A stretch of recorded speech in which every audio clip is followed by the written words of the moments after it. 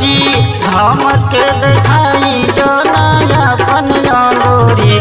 ससुजी हमके देखाई जो नया अपन अंगूरी।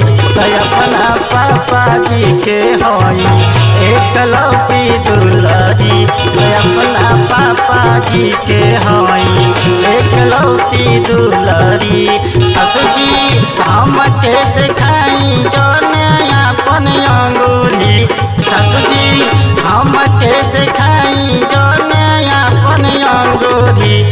अपना पापा जी के होई एकलौती दुलारी। अपना पापा जी के होई एकलौती दुलारी।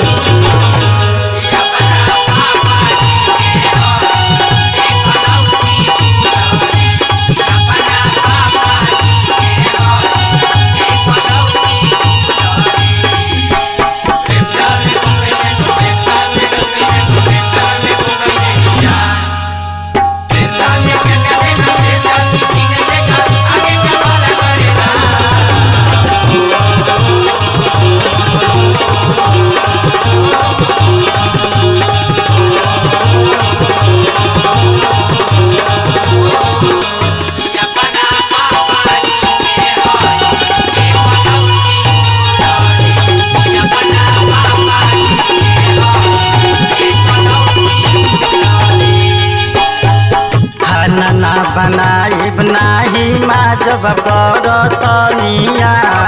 कान खोल के सुन लए बड़ की जेठनिया।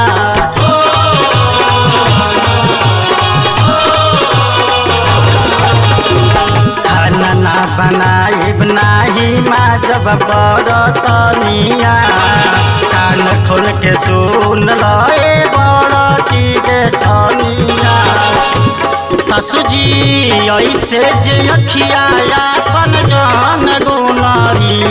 ससुजी ऐसे जे अखिया अपन जान गुनारी। अपना पापा जी के होई